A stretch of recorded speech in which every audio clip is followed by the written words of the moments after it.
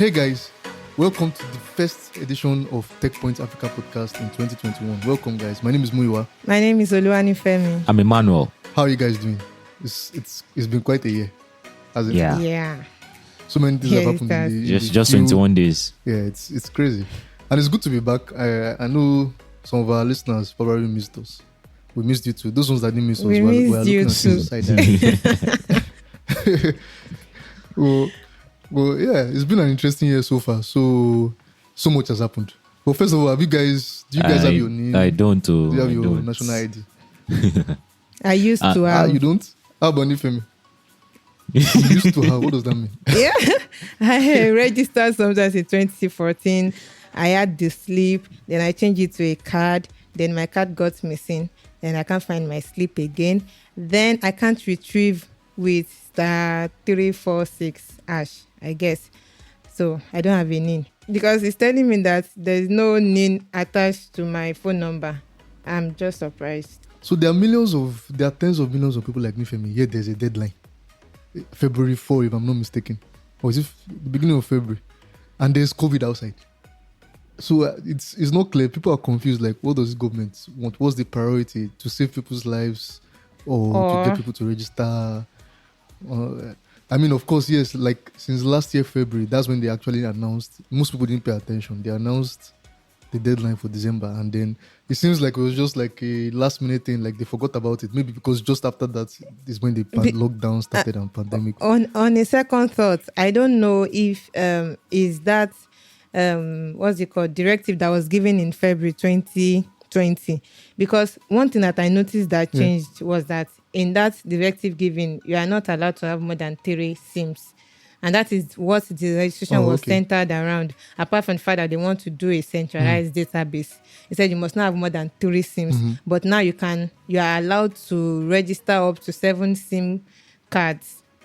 Via the app. Mobile number, via the app. So I'm thinking that the one that just suddenly came up around December was maybe an afterthought, because there was nothing that was, at least maybe in the middle of the year you'd have mentioned something about it, or the first quarter or the second quarter. It was radio silence and it just came up suddenly, and I don't think they were even referring to the initial rule that was given. So I think this is just like out of the blues. Just register, link your phone numbers with NIN, and if you can't do it, your SIM card will get. We'll be watching it closely to see what goes on.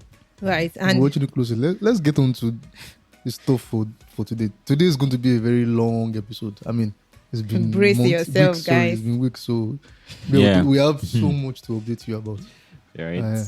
Okay, so let's start with the one that everybody's crying about, and people are migrating from one platform to another. WhatsApp. So WhatsApp, like in the beginning of the year, like saying, like greeting us Happy New Year, saying you either accept. It seems like you either accept that we spy on you or get out of our platform. That's what it looks like. That's how it was received. Is that what Right. happened really? Nifemi? yeah, okay. So they've given this like notification since December, right? They just said we are giving an upgrade to our policy, and if you do not accept, we have to chase you out of WhatsApp by February 8th, right? Okay, so that is the vibe that most people got. Like, oh, they are bringing Facebook stuff into WhatsApp. Everybody gets scared. Everybody run for your life. But Sharing data with Facebook, like sharing Yes. all your private data with Facebook. yeah? with Facebook, yes. So the thing is, I think since 2016, WhatsApp, Instagram, Facebook Messenger and Facebook have all been integrated into one, let's say, system or infrastructure as WhatsApp, as Facebook family apps. So this is just like a notification that there can be sharing of information between all these Facebook family Which is already apps, happening which is anyway. already happening, right? So it But was just full I think disclosure. Yes, full disclosure, right? So I think a misconception that probably happened was people got the vibe that, like Muiwa said, that they will be sharing maybe messages or media that you share with your friends or you share on groups, but that's not it. That's not it. Of which Facebook technically cannot read your messages Yes, because the because messages are they are end-to-end end-to-end encrypted. So only your phone can read the message. Only your Right. phone, the only you the message was sent can read it. But So most people don't know the that. And information I they just say can technically share is because there may be a backdoor that Facebook may have put that we're not aware of. right. Because don't be surprised if you are chatting about shoes with someone and then you go on Facebook and You see shoe I see ads. an ad about ad. this Yeah. very same shoe. Right. But I think the bigger picture here is What are they with the way sharing? people are migrating from there to Telegram and Signal. The fact is, Telegram is not as private as people think. It's also not private. Yes, it doesn't collect as much data as WhatsApp, but does. it's not. Signal, okay, maybe Signal is. Maybe we can trust it because one of the major, like the early investor is Brian From WhatsApp. Acton, who was the co-founder of WhatsApp. And when WhatsApp was acquired by Facebook, he and his co-founder Jan joined and asked Mark Zuckerberg to promise them that he will not put That ads. they will not use it for And then ads. there were clashes of philosophy, and so they left. And when he left, he cashed out his money that he got from his Facebook stock and then used it to invest in Signal and started Signal.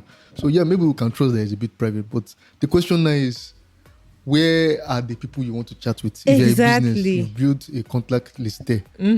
Like, Family members. will they follow you to that maybe wherever your it is grandmother you're is just going already used to WhatsApp. Exactly. And then another question is it really a big deal that Facebook is revealing that WhatsApp is sharing the data? Because we all use Google, we all use many other apps that Yes. collect just as much, if not more data. Exactly. In fact, Right? some of those apps, they just link to your Google. When you log in with your Google account, they have everything. So They have everything. yes. So I think it's because of the noise that was made about it that got people triggered, or the fact that some people don't actually know how much they are sharing with Google. Okay. And the thing is, the shocker is this thing we are talking about with WhatsApp and Facebook.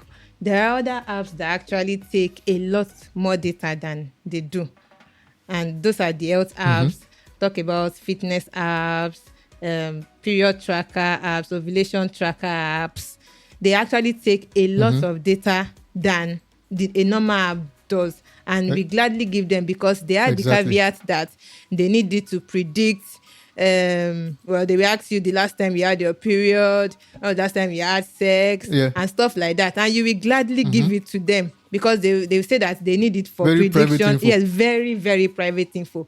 And there has been cases in the past where these period tracker apps, for instance, that they were alleged, it was alleged that they shared private data with Facebook and Instagram. And they can't even defend themselves. There was even one with Strava, that running app that runners and cyclists use. That there was a time that the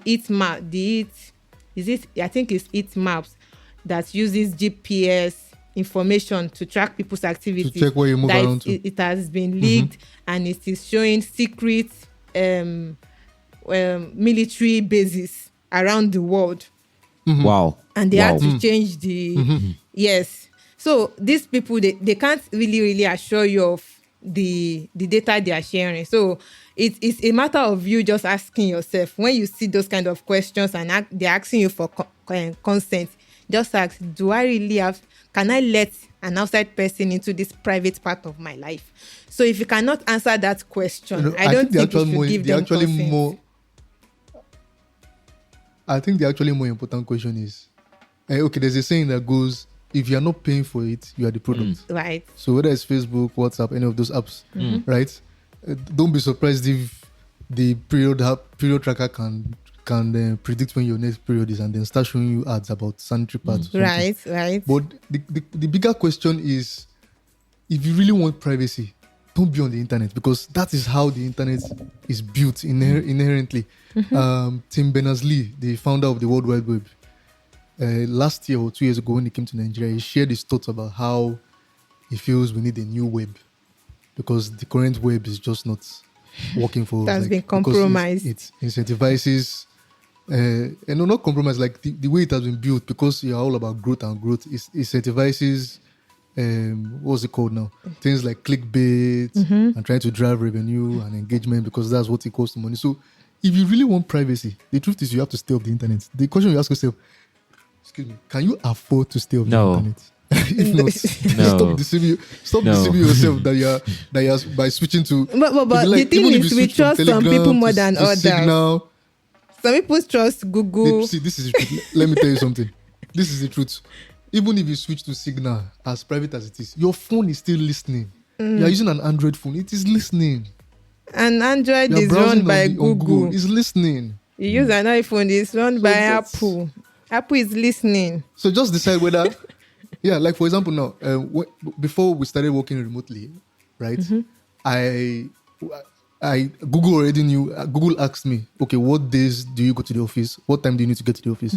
Google knows what time I have to get to the office every day. Right. So by the time I check my phone in the morning, it tells me, okay, you need to leave in 30 minutes or you'll be late because there's traffic. Wow. So the question is, do I want that convenience? Yes, I do. At what cost? The price for that convenience is your privacy. So you decide whether or not. If you want to go the old way and be tracking your period with paper and book, do you know that it's less private than your app? Do you know why it's less private? Someone can get the book and see all those things. Meanwhile, your app, at least you still have a fingerprint lock, you still have a pin. You can use a notepad on your phone. Yeah, but that stuff Tim Berners-Lee was talking about, I think it's a bit idealistic because the very, very idea of the internet is, of course, internet, like networks connected together all over the world. So, yeah, information everywhere. And well, should we now look away from the issue of privacy? Like completely disregard so it? I actually think privacy should be okay. The concerns of national security, I think that's the only place people should be concerned about. Okay, will terrorists come and get information about the bases for our nuclear facilities, our weapons bases? But everyday life, I don't know if it's just an illusion or a myth, according to Yinka from his story in 2018. So it says that we'll put a link to that. It says data privacy is a myth. Facebook is just right. Prophet Yinka, that was 2 years ago. He wrote that. So that's just the truth. See, the truth is, if you really, really want privacy that you think you want, and it can be argued, like I said, that even your phone gives you more privacy. So, for example, whether you journal on your phone, if you're journaling in a book, there's a likelihood that people can get to it unless you have it in a safe. But you journal on your phone, they need to know your PIN, they need to know. So the question is, who do you trust more? The company that built the app you're using to journal, that syncs it on their server? Or the people around you that you don't want to know everything? But this one is like, that's scary. Is this not the case of the devil you know and the devil you don't know? Exactly. Damned if you do, damned if you don't. I mean, see, the truth is, unless you are Edward Snowden or someone that is doing something revolutionist against the government, right?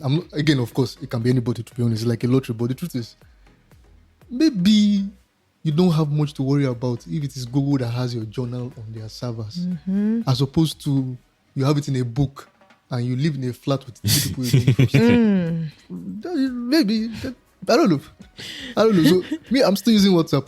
I don't care. I don't. Most of the people I chat with are not on Telegram, so I'm not moving anyway.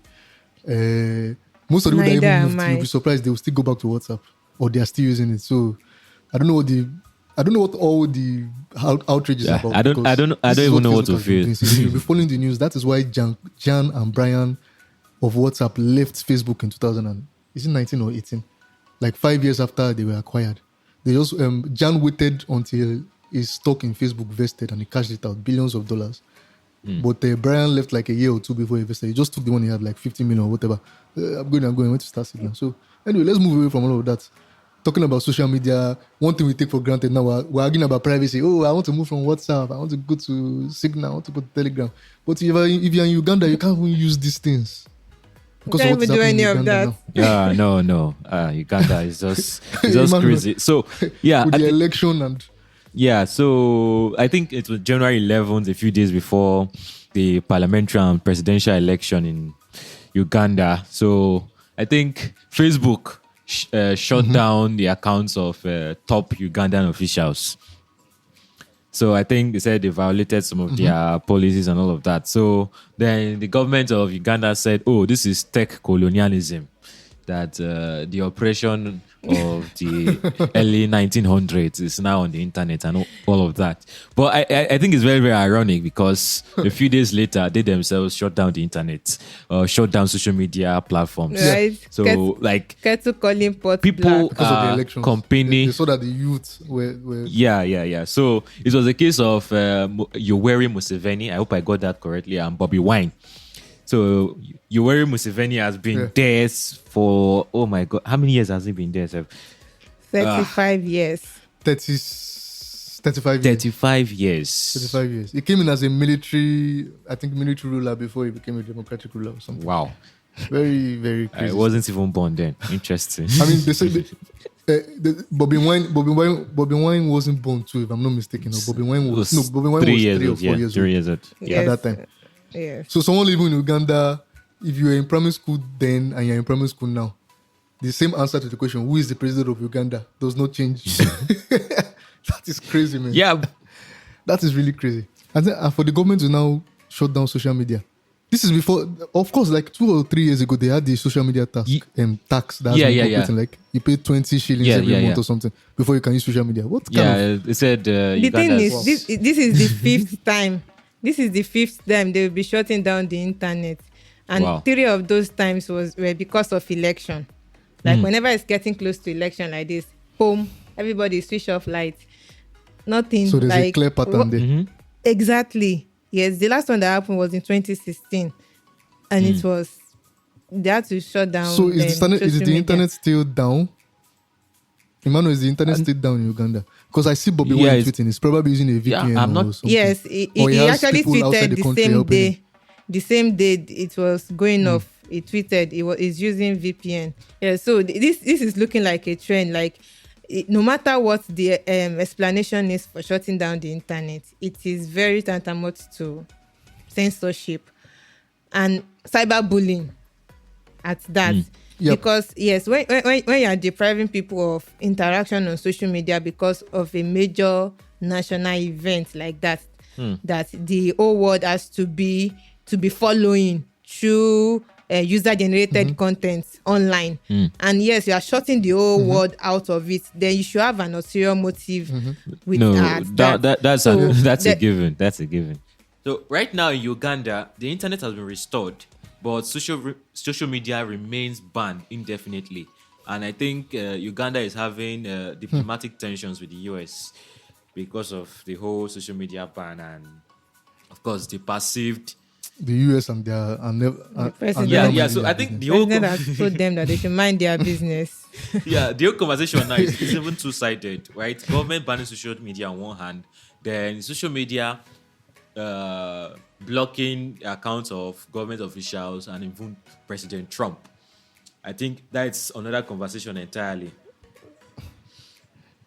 Yeah, that is the whole idea of censorship versus moderation. Yes, there's no line. What's the There's line actually between not that? line. No line. We can't draw the line because there are activists fighting for that, and then there is the government saying social media is they are global companies and they cannot come and be running their national issues, dragging their national issues with them. So, and the fact that they are actually operating in their country, they have a level of You mean moderation. Yes, you they have to have talk about the companies themselves. yes, the country has a level of moderation for whatever it is that their citizens are using. So they have that excuse that if this thing is not looking safe for our citizens, then we can moderate it. Then those tech giants are saying people that use our platforms, they have to obey some rules and all. So there's really no line because everybody will be proving it right. So Yeah, I get you. You're right.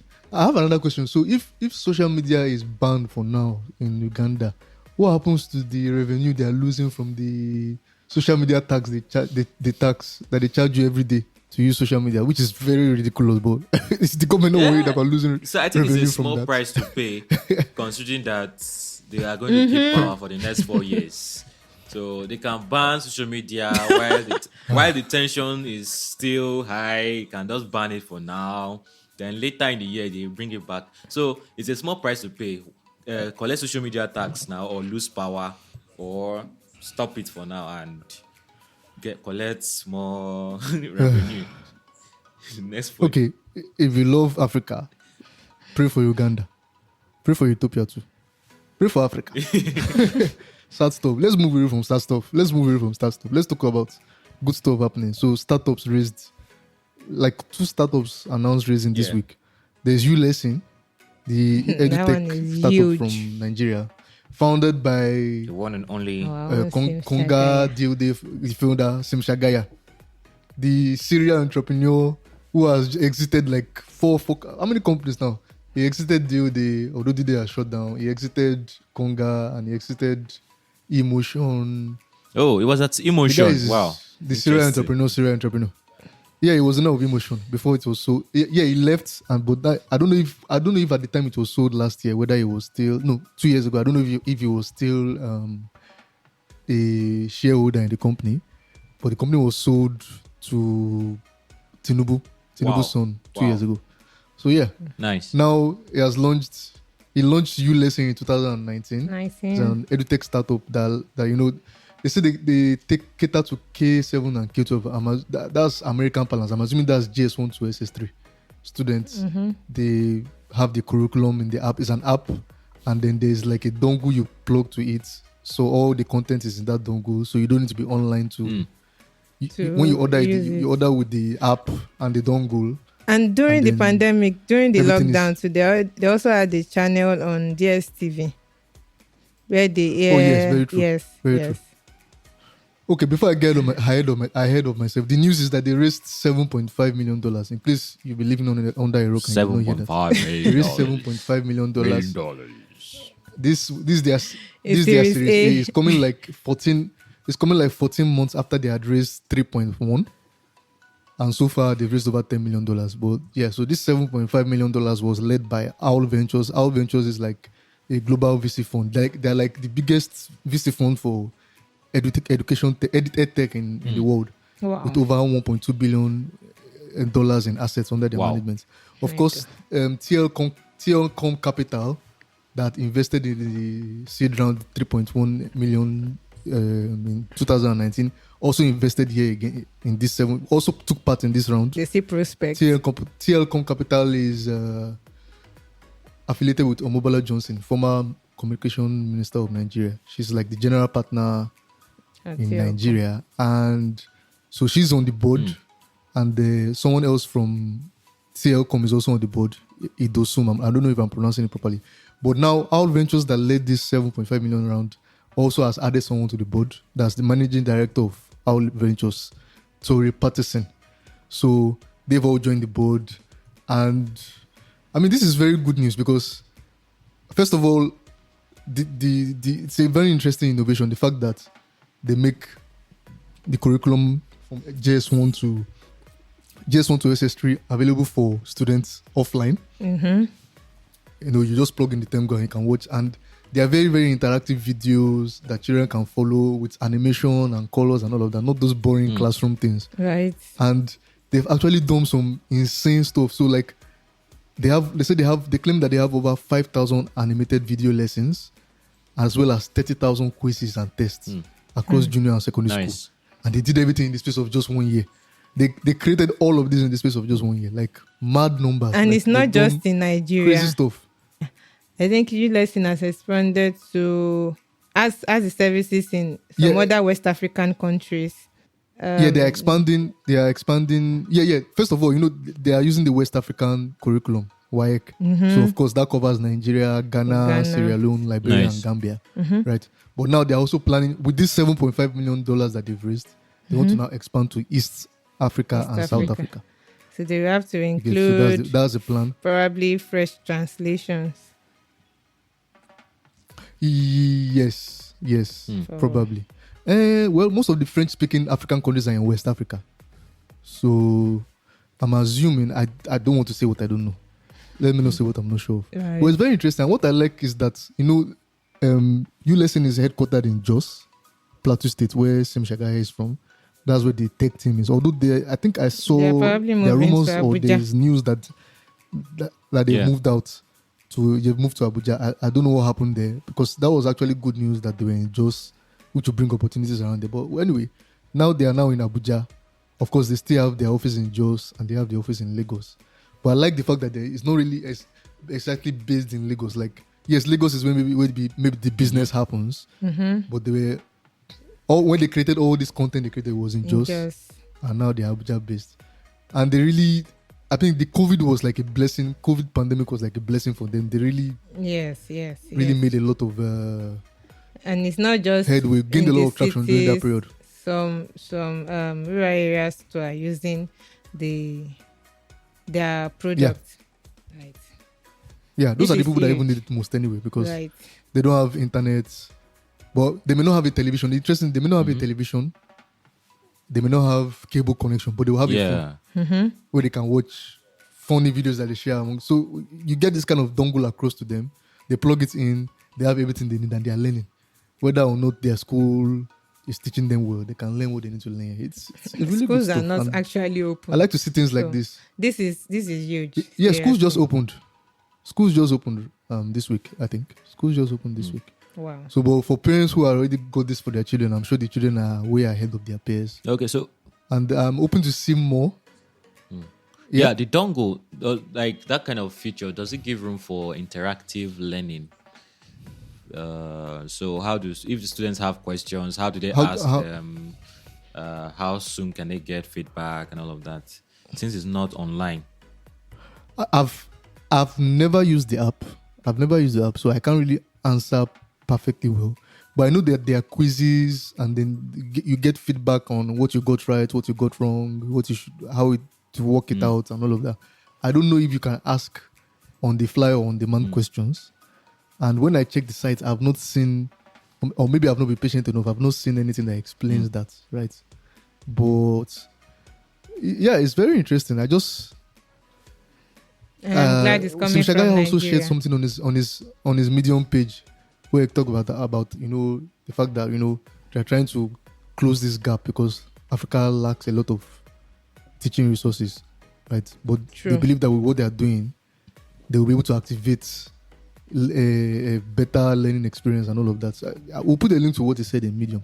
But I think it's very interesting because this is education, which is very important. A very huge pain point in Africa. It's a very big pain point for Africa. So it's good to see education startups raising this kind of amount. I don't think we've seen any edtech startup raise this much. I don't think. Correct me if I'm wrong. If you know, please, would like to hear from you. But I don't think I've seen any edtech startup raise as much as $10 million cumulative. So congratulations to Sim Shagaya, and we're hoping to see more of this. Also, a startup based in Ghana. I'm not sure how to pronounce it, but it's OZE. Is it Oze or Oze? They also Oze. They have this is it's Oze, right? Or Oze. I'm not sure how to pronounce it. If you are listening from Ghana, please come and help us out. Although it doesn't seem like it's a Ghanaian name. Anyway, so it's a fintech startup, and they raised 700,000 seed. Yes. What they do is they try to help African SMEs grow. I think that's what they do. Yeah. So they are mostly based in Ghana. They help small businesses in Ghana. Yeah, parts of sub-Saharan Africa to access capital. So they're like a credit platform for businesses. There isn't technology to power credit for businesses to lend money, get them capital. So it's very interesting to see things like this. But it's fintech. Fintech is like a darling of Africa. So right. Every time funding. We're not as excited as you were for no offense to the co-founders. There's Ali. I think only one of the founders seems African. The others seem to be of European origin, or maybe they are based in Ghana. Dave Mnet, yeah. Dave. But no offense to them. I'm not saying what they're doing is not great, and it's very important. Of course, they also have the power of the Google Launchpad network behind them. I think they were part of the Launchpad. So, but it's interesting. So I'm hoping that we can see more. Of course, they are going to expand, right? They say they have over 5,000 businesses on the platform. They're planning to expand. So they're planning to expand to Nigeria and South Africa now. They've been in Ghana all this while. So they want to expand to Nigeria and South Africa next year. Not this year, next year. So, yeah, congratulations to them. And we'll be looking forward to when they come to Nigeria and South Africa. Let's move on to Money. it's still fintech. Still money. Yeah, money. E-transactions in 2020 hit a record high. Emmanuel, tell us about it's pretty simple. $415 billion worth of transactions, e-transactions in 2020. That's like a very, very massive growth from the previous year. So that's that. So when you say e-transactions, how do you break that down? What does that mean? yeah, we're talking about POS, we're talking about interbank transfers. I combine both numbers together. So electronic transactions. So I initially called them cashless transactions, but I realized that okay, that's and I think you also pointed it out to me that okay, that might not be it might not paint the full picture of actual cashless transactions, because a lot of people use POS agents to get cash. People transfer withdraw cash. People transfer money to others to get cash. So I've done that several times since I came to this place. So but at least electronic transactions and interbank transactions are hitting a record high on different levels. And of course, the month of December, we had quite a very, very electronic Christmas. A lot of transactions kept happening. Like I think on December 25th and January 1st, I kept refreshing and the numbers kept increasing by a few hundreds, a few thousands at 11:59.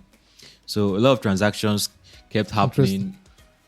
Oh, of course, this is Nigeria. I don't know if I mentioned that from the beginning. This is Nigeria. This is from Nigeria, right? From Nigeria Interbank Settlement System. So it's a nice one, and it's encouraging to see that people are embracing e-payment channels. But it would be nice to know. I know NIBS doesn't track that, and that's why there's a challenge. It would be nice to know how much of that is actually cashless transaction. And I suspect that a bulk of those numbers are people withdrawing cash via POS agents in their neighborhood. So people that are far from, especially in places outside Lagos or Ife where you guys are. Oh no, I think Ife has quite a good number of. I've never used one. People in rural areas and all of that. I suspect a bulk of that POS is people withdrawing cash.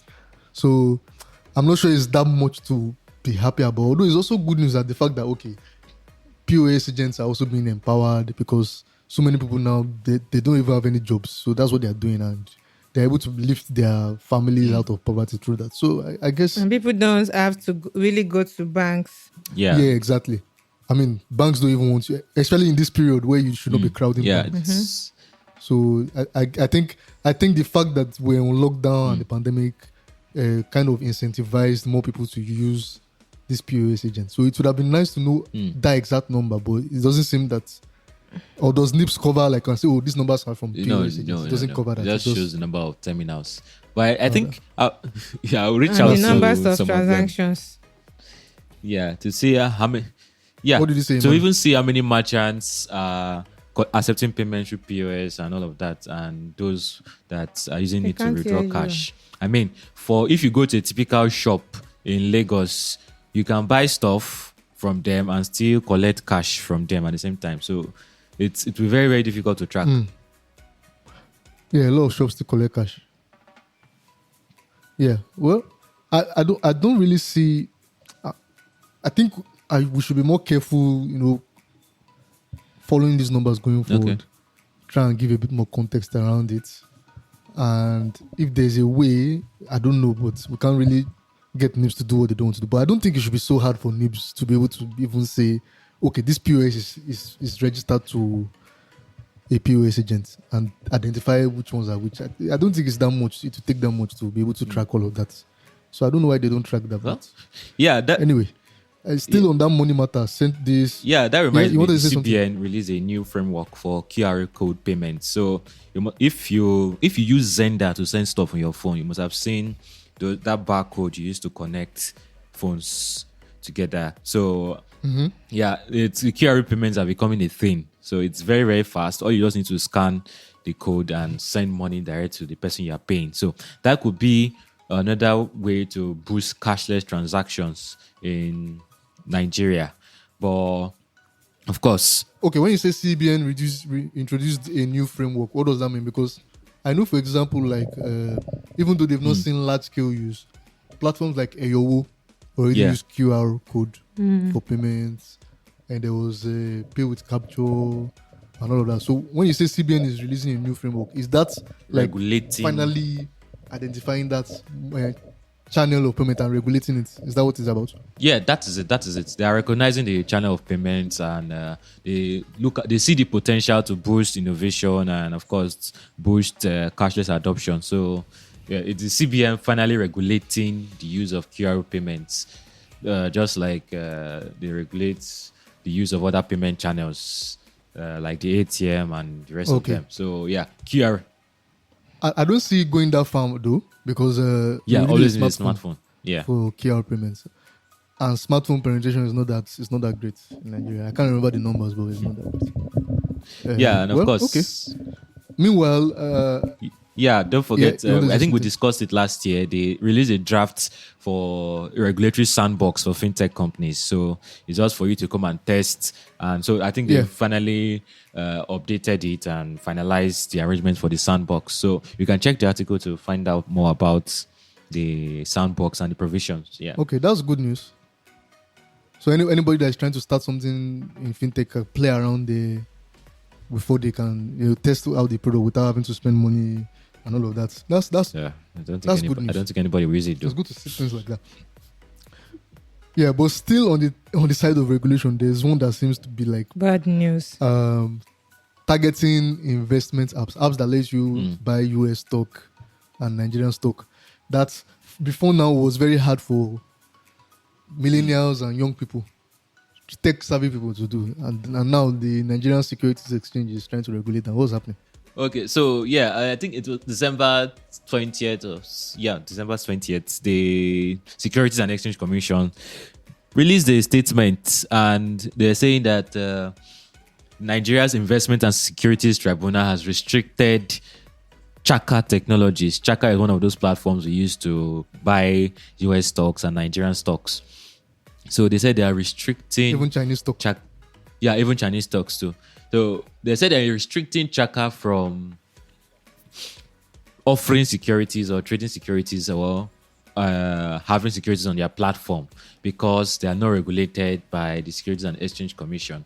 And ironically, they said this is meant to boost innovation in the sector and make sure unscrupulous boost innovation? elements. How is that supposed to work? So to make sure unscrupulous elements do not take advantage of this innovation. But what was weird is, like us, I saw that article on my Google feed, and I called Chaka CEO Tosin Osibudu, and he said he just saw it too, like all of us. So they did not even So they didn't inform them. They didn't even invite No, them to the it's table. very weird, and it was a crazy. court order, and the person you are restricting was not even there to even know what's going on.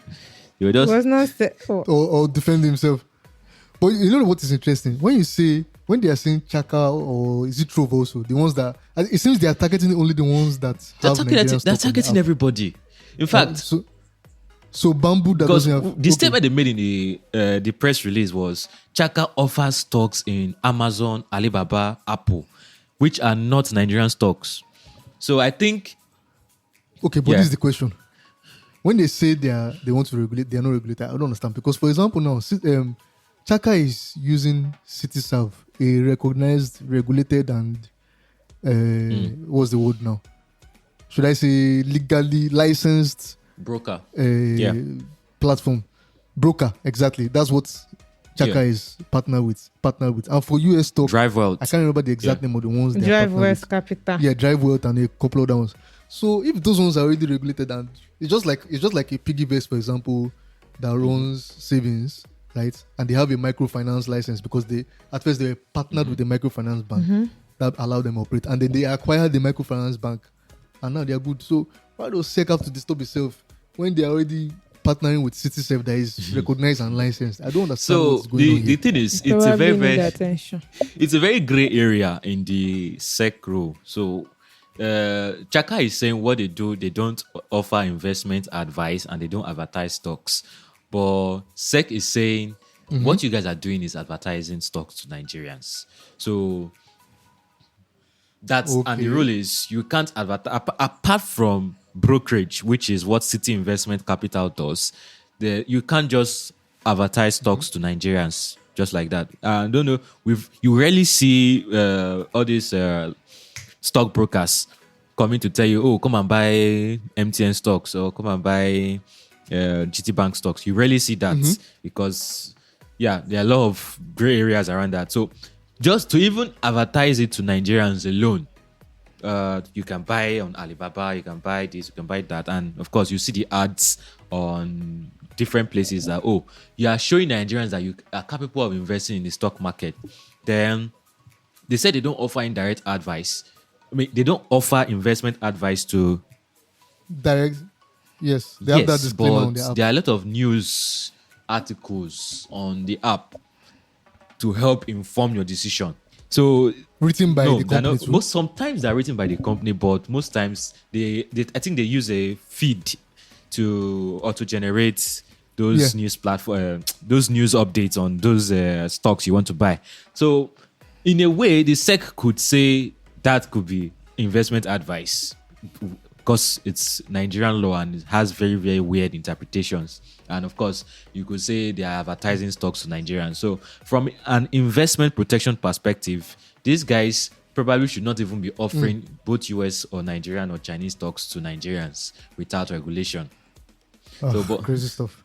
Anyway, I think the major problem here is always regulation chasing innovation. And the truth is, if these guys had waited to first start discussing with the regulators, they may not have been able to launch. So Yeah, but I think- I don't know.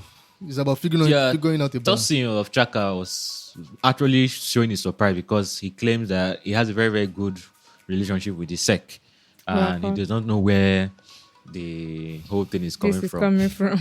So it's Nigerian governments, African governments, always They governments. just wake up and Maybe- get on your maybe- matter. Maybe the person at the head of the affairs or whatever, the head of the department that maybe probably supervises that maybe changed, and then the new person has come, and there is no, you know how government is in Don't Nigeria pass and out. Africa They now. don't pass out No cross transfer of- information. yeah, so Start stuff. Well, we'll be Yeah. watching. We'll be watching. I think and we before I hope that, forget, sorry. you have to follow this very well because a lot of us have our stock. We have stock. that we Yeah, bought yeah. without this Nothing must action. happen to Before our I money. forget, so last week was supposed to be when they will meet again for a full court decision at the investment tribunal. That That was was last week 15th. Friday on the 15th. So I reached out to Chaka, I reached out to SEC. SEC did not reply, of course, but Chaka said they've not received any update yet, which is also weird. Said, of Like course. you had a meeting to decide someone's fate and the person still but it's fine, we'll be all right. Nigerian We'll be all government. right. Anyway, so it's been quite a long episode today, but it's the first episode of the year, so we have to there's so much to update you on. There's even so much more, but we skipped all of that. But we're going to put links to everything we've talked about, and even the ones we didn't talk about. So, for example, we have a lot of stories like the one that Nifemi wrote, how tech solutions can help speed up access to COVID vaccines in Africa. We also have tech policies to watch out for. I mean, we've talked about this SEC one now, for example. And Tech policies to watch out for in 2021. So if you are trying to launch a startup now, you need to check that article to know whether some policies are going to affect you. what toes you can step We also have Flutterwave is still YC's most valuable. No pay startup. stack. So YC always every year, YC every year always releases his most valuable startups from his portfolio. And surprise, Paystack is not there. Paystack that was acquired for $200 million because the list includes every startup that is valued above $150 million. And the only African startup on that list is Flutterwave. Last year and this year. Maybe they have not updated it. 2019 and 2020, and Paystack is not there. Very, very weird. Check that out. We also have fintech predictions for 2021. So if you're playing in fintech or planning to, watch out for that. Of course, crypto. Nigerians traded over $400 million worth of crypto in 2020. Yeah, Nigerians are going crazy with this thing, and that's why Emmanuel is. You have your Currency summit, digital it's coming up. March. currency summit. do a quick plug-in.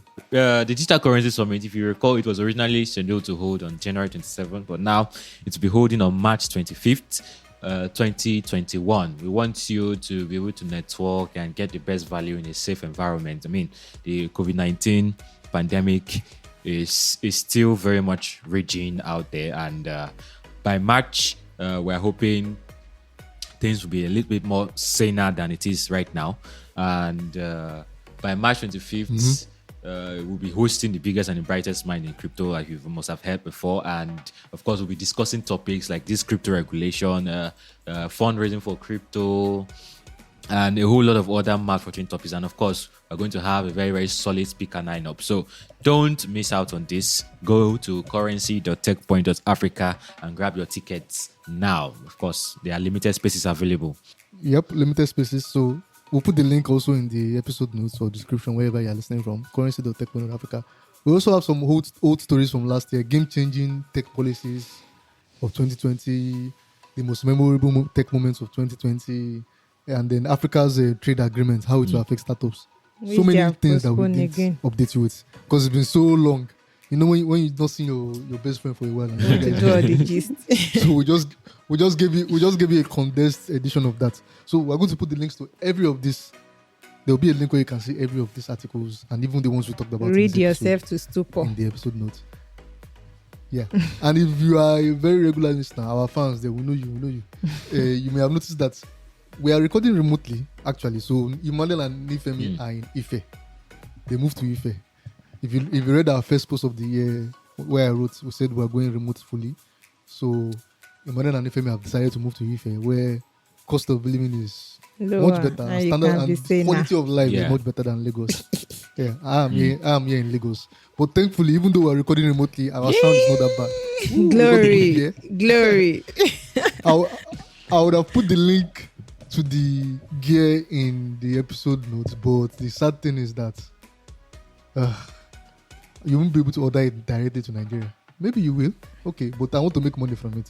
So we have to put Amazon affiliate links. Maybe we'll do that next time. We'll put links to what we're using to our setup. Yeah, so it's been a good one, and we're back. So listen every week. Don't forget, every week, every Friday, we release the episode, and share. Emmanuel, tell them. Of course, don't forget, you can get this. Yeah, if you're listening for the first time, you can get this podcast on Google Podcasts, Apple Podcasts, Spotify, Stitcher, iHeartRadio, and of course, anywhere else you get your podcast. Of course, we're not on SoundCloud anymore. So for new episodes, check out those platforms I just mentioned. And of course, you can go to podcasts.techpoint.africa. And also, don't forget our sister podcast, Built in Africa, where we highlight the best and the most inspiring stories of startups and founders in Africa. And of course, you can go to builtin.africa to get a lot of amazing episodes. And of course, they're very, very amazing episodes. Yeah. Thanks for that, Emmanuel. So don't forget podcast.techpoint.africa if you don't like apps. But if you like the podcast apps, there's Apple Podcast, Google Podcast, iHeart, Spotify, like I said, and Built in Africa too. Also listen and subscribe to both of them. Share, like, drop a review, please. It helps us. Thank you very much. Scatter the like button. And share. Share. Nifemi, parting words. Everyone stay safe.